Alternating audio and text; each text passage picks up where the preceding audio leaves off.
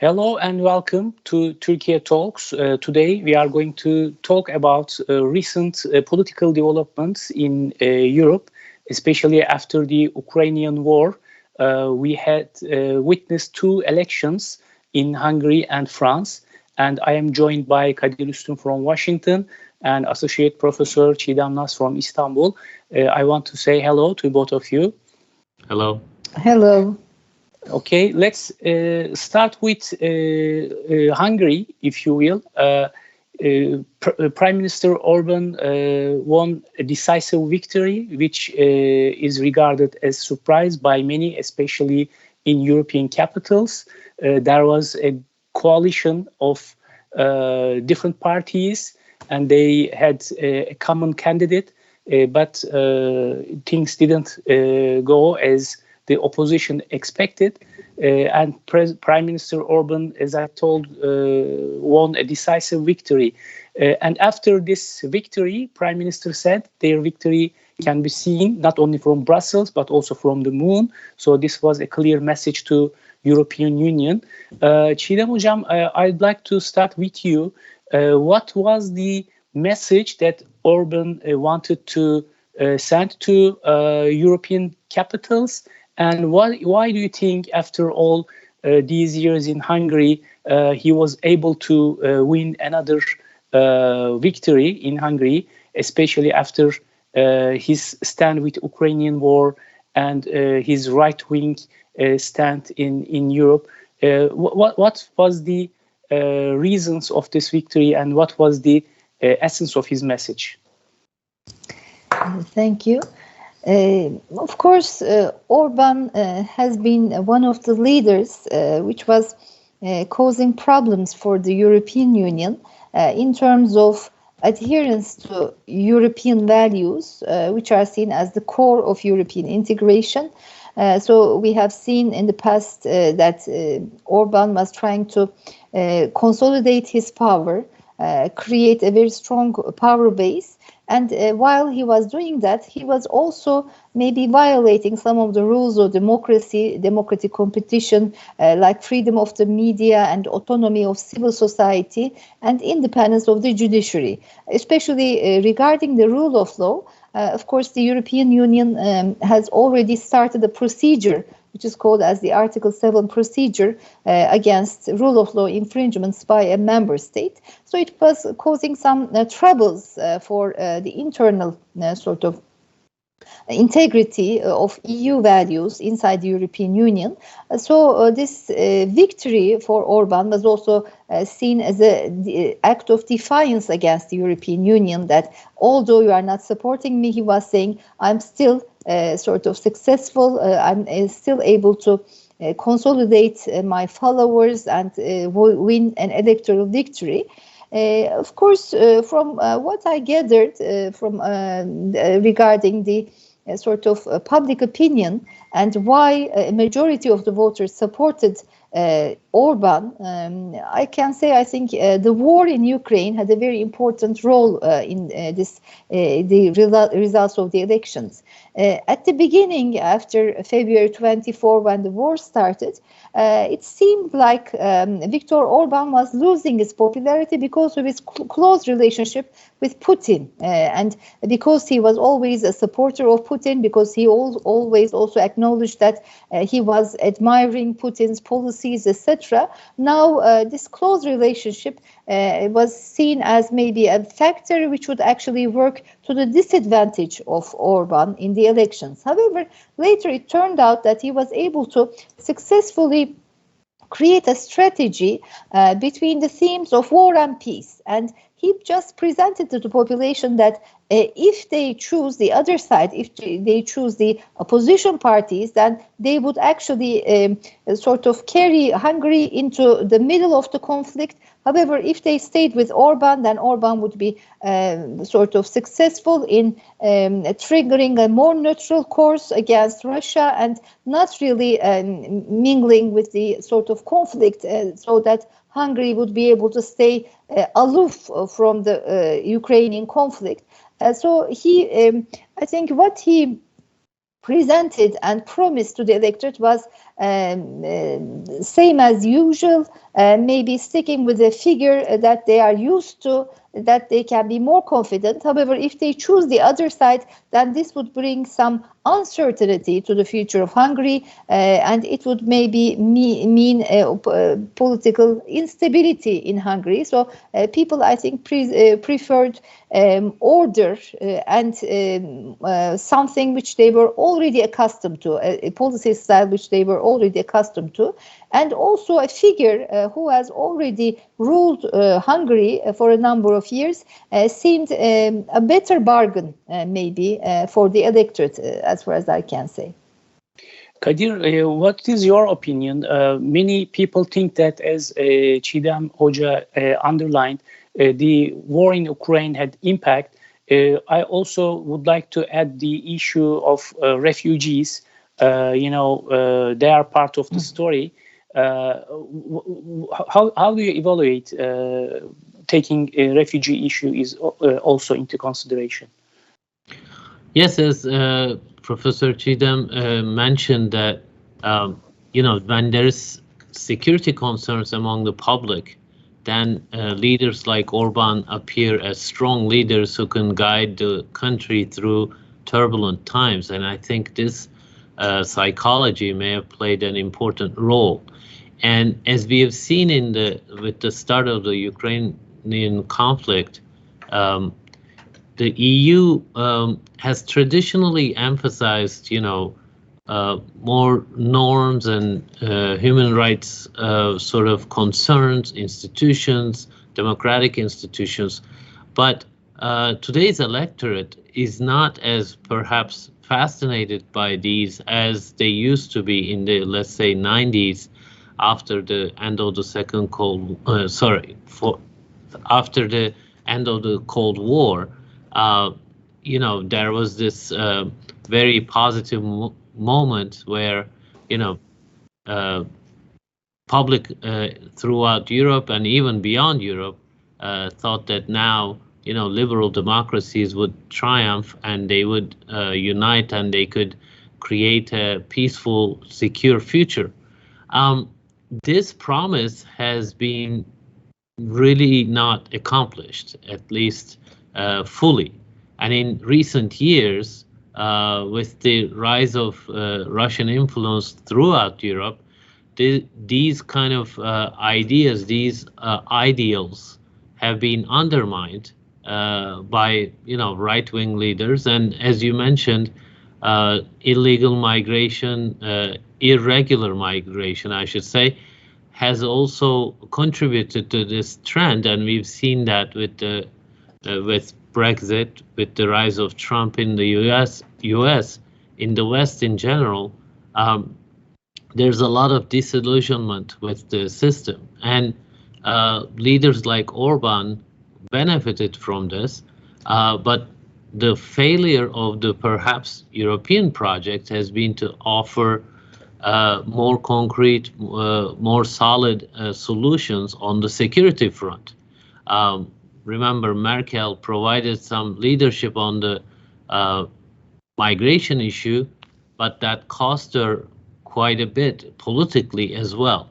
So European leaders, Macron, we will talk about him soon as well, I think are being challenged in being able to provide a more comprehensive sort of future outlook to their publics. And these publics are, we're talking about younger generations, increasingly disillusioned by the institutions of the European Union, including NATO as well. And they are, there's a lot of misinformation and disinformation by sources like, Russia and China, and the fears about, economic insecurities and fears about, quote unquote, losing their jobs to migrants. So when all these come together, and then when there is actual war on the European continent, this is really unprecedented. I think electorates, sort of the voters move towards leaders who they think can provide security and sort of stability in the short and medium term, perhaps? As we have Professor Nas, who is one of the most decorated, best experts in EU politics, I'd like to ask you, as European Union got bigger, it became more difficult to talk about common policies, common defense issues, common foreign policy, because countries' priorities are different. Germany's perception of Russian threat is far more different than France. Poland and Hungary, they are very close they are at the borders of Ukraine, so their perceptions are different. So when we look at this situation in Europe in general, as Kadir referred to post-Cold War days, when European community became a European political union, do you think this message, when Orban sent a message to Brussels, do you think it has a background of, changing in the nature of EU? Maybe, do you think we will be talking about European community instead of EU in the coming future after this Ukrainian issue? Because, as I told, it's difficult to talk about common security perception, common security foreign policy. What do you think about this? I think there is one common point that many different political leaders in Europe share, and this is that Europe needs reform. As President Macron also has said many times, there is a need for internal reform, especially in the decision-making structures of the EU, because at the moment we see that although the EU has made a transition to qualified majority voting in many areas, these are mostly areas which are related with economic policies. However, as you have already mentioned, in issues regarding foreign and security policy, it's more difficult to achieve a united stance among the member states.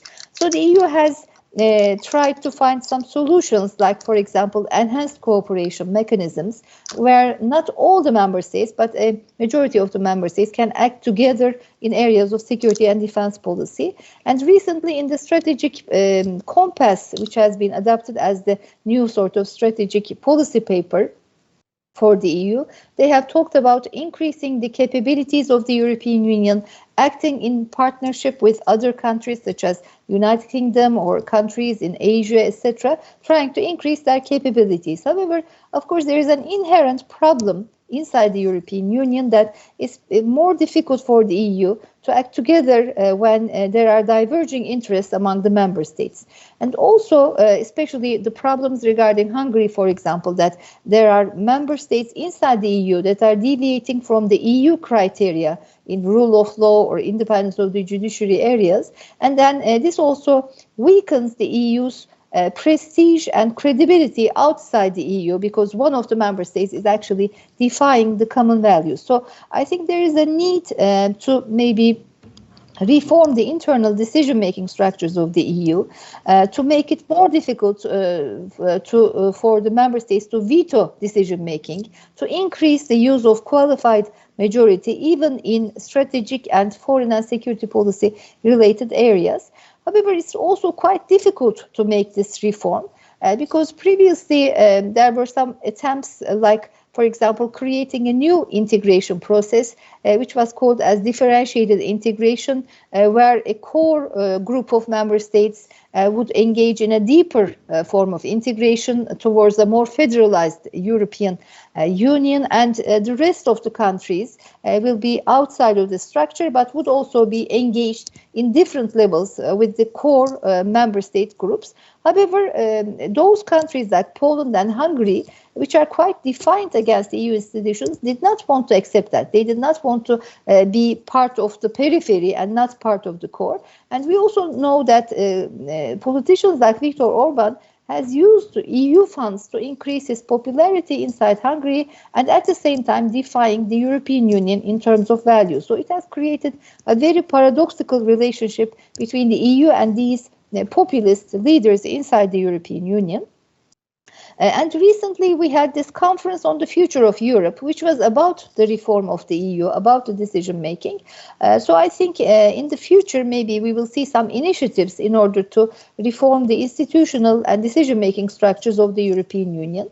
In addition, of course, recently there have been a very important development, which was the membership applications from Ukraine, followed by the membership applications from Moldova and Georgia. So this created a new challenge for the EU because these were countries which were in the neighborhood policy of the EU and not considered as future members or candidates to join the EU. So suddenly the equation has changed, has been altered. So I think this will trigger a new sort of debate on the future of Europe and the institutional structure of Europe, because it's quite difficult for the EU just to say no to these countries, because then it would be that there would be no support to these countries against Russia. So they have to give some form of support to these countries. However, under the present circumstances, it would be again impossible for the EU to accommodate the membership of these countries. So maybe this will necessitate a new architecture inside the EU, where we may still talk about the EU, but in a maybe smaller, more compact form, and a larger maybe European Union, which can also include countries like Turkey and other countries as members. So if this can be accomplished, then we can talk about a maybe reformed European Union. However, under the circumstances, in the absence of any reform, it will be very difficult for the EU to stand up to these multiple challenges. Professor Nas, I actually wanted to ask you something based on what you just said. Do you think the issue is there's definitely a need for reform in terms of decision-making mechanisms, and a unanimous vote has been a problem for EU, and they're trying to work on that. But do you think that the crisis could be bigger than this in terms of how Europe imagines itself? Because it was based on certain principles, largely, coming from the liberal democratic perspective, and that's being challenged from within and from without by Russia and, like you said, member states themselves. And then the publics are not quite happy with a lot of the European, let's say, perspectives on things. There's been a lot more assertion of national sovereignty. We've seen that, with the Brexit.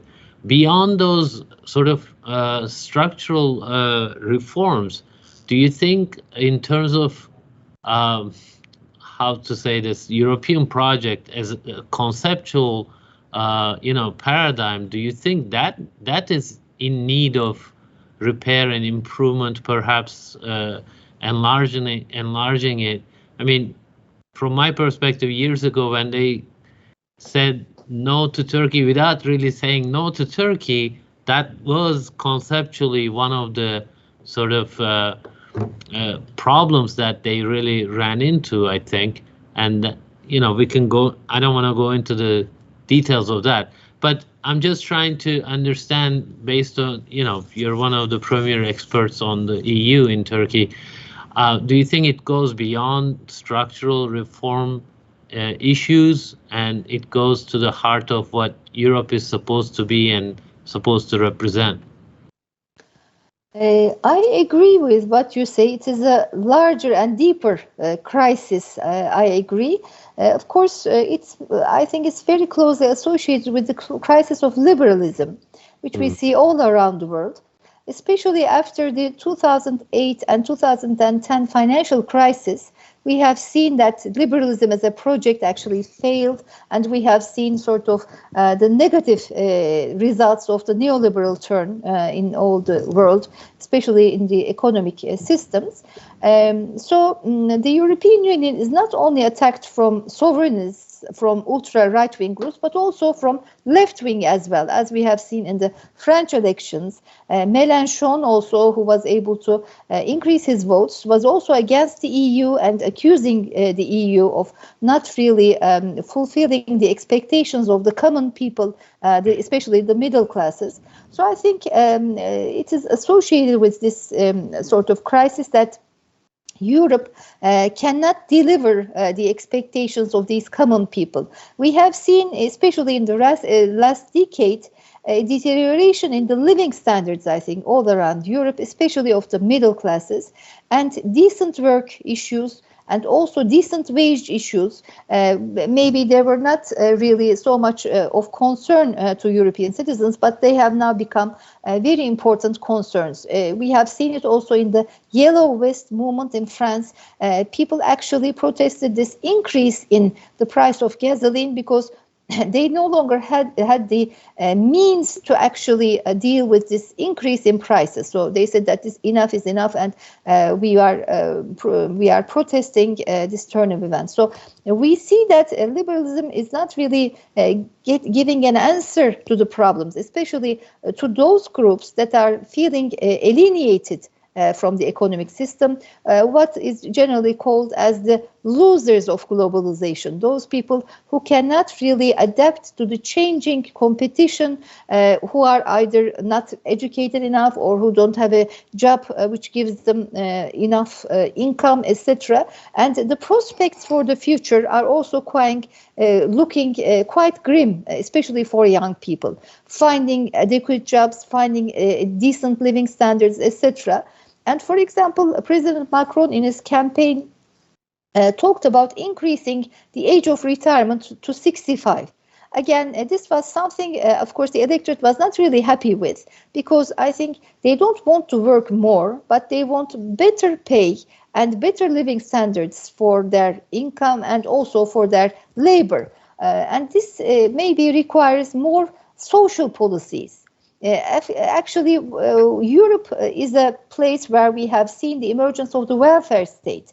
The welfare state was one of the achievements of the post-Second World War Europe. However, especially after the 1980s, with growing neoliberalism and also with the increasing economic problems, we have seen the adoption of fiscal discipline and also policies which limited government expenditure, which limited the social state, sort of weakened the welfare state. And I think this is also part of the equation that people want to see also more social provisions and increasing social security, social welfare, but it's becoming more difficult for European states to deliver these expectations. So I think the European Union should also maybe consider, as you have very justly said, not only just the technical arrangements or the institutional reform, but maybe more fundamentally what it means to be European, what Europe should mean for the populations.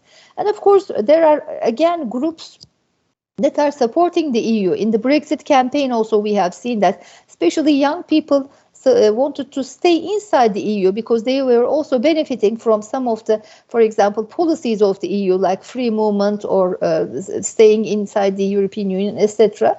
So I think the EU, in order to capitalize on its achievements, should, I think, be able to consider the pitfalls of liberalism and maybe adapt a more social, ecological model, a real model that can actually deliver benefits to the citizens. But again, as you have said, it may be quite difficult with the challenges of the international system that we are now moving into a post-liberal order, the old liberal order, which also provided a more facilitating environment for the EU, is no longer existent. And this may provide another challenge from the international system to the functioning of the European Union. Also, traditional political power bases are changing. Let's move on to France a little bit. The traditional parties which ruled the country for years, socialists and conservatives, they are not in the presidential elections in the second round. We have seen the rise of right-wing. Le Pen is going to run for presidency. Other right-wing party got 7% of the vote. So when we look at the left, also, let's say more radical left parties are ahead of traditional socialist parties. There is a new political power base, maybe. What should we expect? Right wing is on the rise, not only in France, not only in Hungary, but right now Emmanuel Macron is going to face Le Pen for the second time, and many people think that this time Le Pen has more chance when we compare with the last year. How do you evaluate this situation? I mean, what are the reasons of this rise of the radical left or right? The center has collapsed. Can we say that in general in many countries, having France as the example? Mm-hmm. I think so. There is a real crisis, I think, of democracy also at the same time. Of course, I mean, democracy, as Churchill has said, I think, is the worst of all possible regimes, except for the other, all of the regimes, because we no longer, we don't have any alternatives to democracy. However, of course, things are changing. I mean, the digital revolution is changing politics. Social media is changing politics. We also talked about disinformation. We also can no longer control the information sources that people are face-to-face with. We also see some manipulation of information, etc. And of course, in our day, people are also finding it quite difficult to deal with the multiple challenges. I mean, we have economic problems. We have also problems associated with globalization. We also have other problems which we have experienced in the past, like the pandemics, the climate crisis, etc. So all these, of course, are major challenges for the mainstream parties. And most of them, I think, have found it quite difficult to adapt. For example, in Germany, we have seen the Social Democratic Party had earlier lost its votes, but has made a comeback with Olaf Scholz, and we will see how it will go. But in France, as you have said, the center parties have dwindled in these elections, and we have seen that the combined votes of the populist left and the populist right are now more than 50%. So this is, of course, a major challenge and a wake-up call maybe for the mainstream parties. Maybe it's too late for them. So there is a realignment, as you said, of the political system, and Macron seems to be like the representative or the more cosmopolitan, the global elite, and he's also being criticized for being out of touch with the reality, out of touch with the expectations of the common people, the man or woman on the street. And I think this is a politics based on emotions. Mostly the anxieties of the population are better represented by the Le Pen's right-wing policy and also Mélenchon's left-wing policy. So they are more talking about the everyday problems of the people, the economic problems, the problems about getting jobs, or the, for example, the crime that they face if they are living in quite dangerous neighborhoods, etc. So they are more talking about their own problems, and maybe they will not be able to provide any answers to these problems, but at least they are giving an ear to the people. They are saying, okay, I hear you and I represent you. And they are also challenging the status quo. They are not politically correct. They are challenging the established institutions, the European Union, NATO, etc. So they actually may also present a more viable alternative to a majority of the population. So I think in the second round, Macron will be faced with really tough competition from Le Pen, because we also see that Marine Le Pen has been able to modernize herself. I mean, she is no longer the follower of her father's policies. She has become more center-oriented. But however, of course, the most important anti-immigrant, anti-EU rhetoric is still there. And also we have seen, as you have said, Eric Zemmour's voters also supporting Le Pen, and he's extreme right-wing, of course. So he has a constituency And the difference will be, I think, whether or not people will go to the polls and vote for Macron, or maybe some of them will just protest. They will not go to the polls. And Mélenchon's voters, Mélenchon also said that his voters should not support Le Pen, but he did not give a support to Macron. So we will see how these votes will go. And of course, one of the other points is that President Macron has not really engaged in any campaigning activity.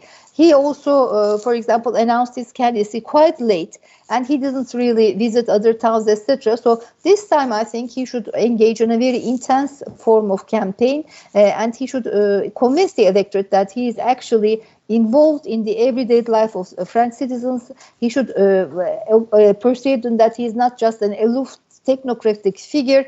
Of course, the time we have is very limited. So, I mean, he has a certain image, of course, in the face of electorate. But whether we will see whether the fear of having a sort of ultra right-wing French president will outweigh the antipathy felt towards Macron in several groups around the electorate. So it will be a tough challenge, I think, in the second round. Yeah, politics is not mathematics. Of course, there are numbers, calculations, but you have said emotions are important, which is very true, I believe. Kadir, having said that, do you think fears, emotions will play a strong role in the coming elections in France?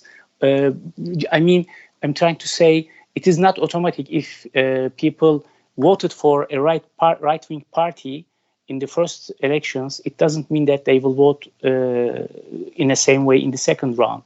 Yeah. Having said that, how do you see the next elections, and what are the concerns for France in terms of its democracy and rise of right-wing in France, Islamophobia, and all these issues?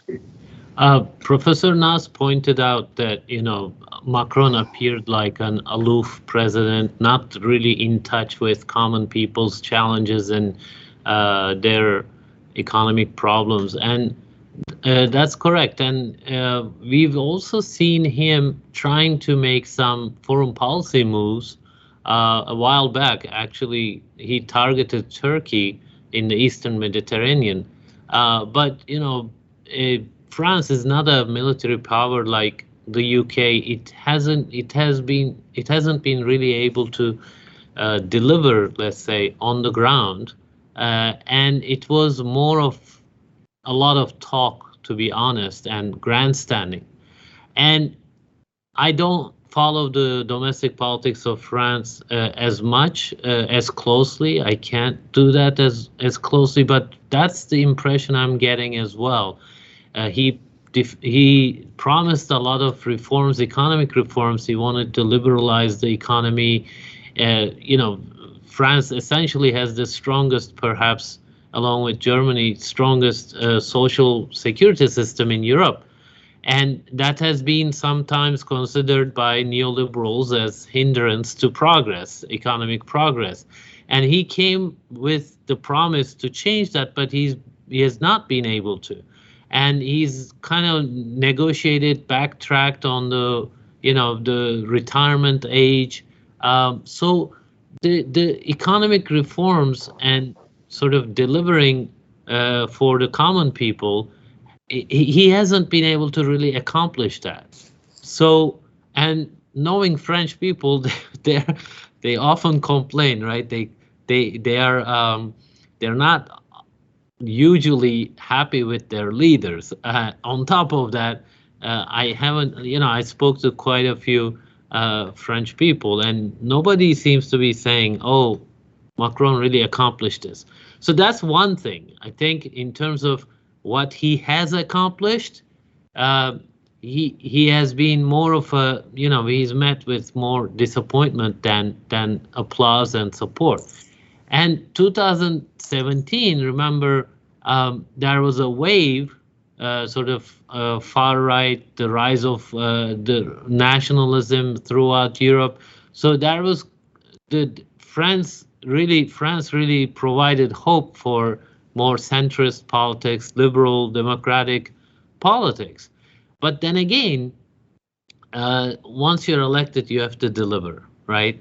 And Ukraine emerged as an opportunity for him, and he went out and met Putin, and he tried to do something on the diplomatic front. And maybe that's part of the reason why he didn't campaign as kind of as hard domestically. Maybe he spent time on foreign policy to be able to sort of have that, statesman-like a sort of picture in the minds of the voters. But right now, Le Pen also was careful, and she kind of made some signals to the center. She said, leaving if I'm not wrong, she softened her stance on the EU. So it's quite a different dynamic than Hungary, right? Hungary, me against the world type of campaign that Orban ran against all the opposition, all the international forces. He named Soros and even Zelensky.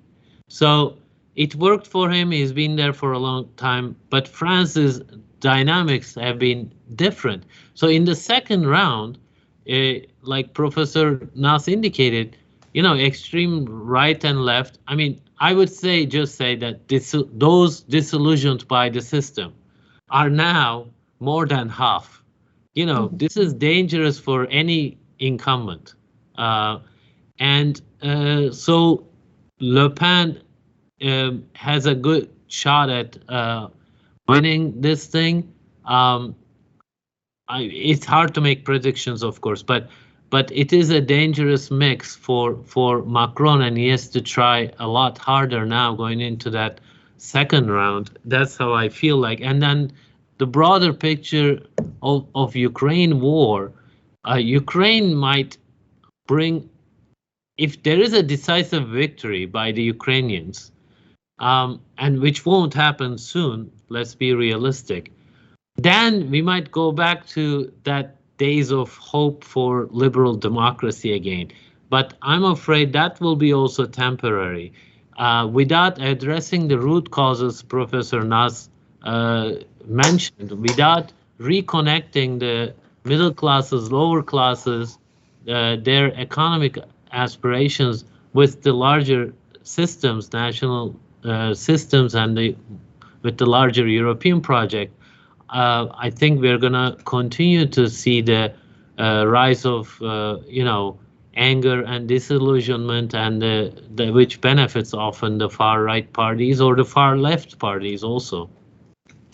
Okay, we are coming to the end of our Türkiye Talks program. But before we close, I want to ask you, Professor Nas, do you have something to add about the latest on Ukrainian situation and its impact in European politics and security at this moment? Yes, I think it's a game changer. It has been a game changer, as we have seen the EU tried to increase its foreign and security policy effectiveness, and we have seen also a change in Germany's sort of military expenditure, creating a budget about 100 billion euros budget, and also making a commitment to spend 2% of GDP to military expenditure. And they have also changed their stance against Ukraine, although maybe not at the expected level. Still, there are a lot of criticisms regarding Germany's support to Ukraine.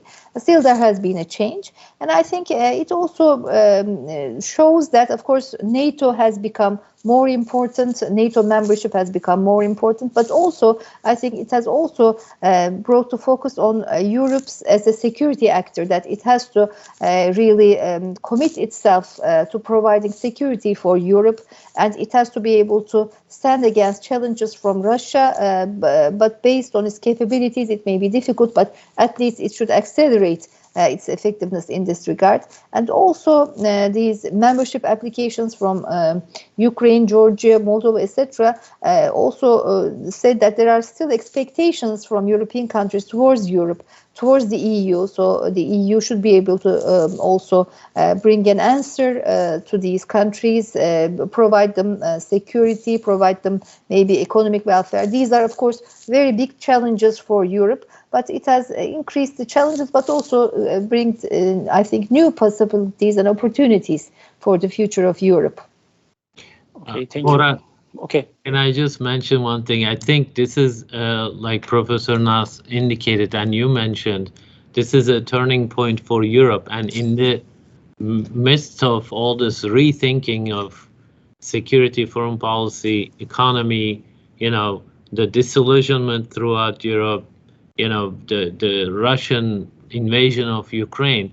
So I hope that, this rethinking will extend to Turkey as well.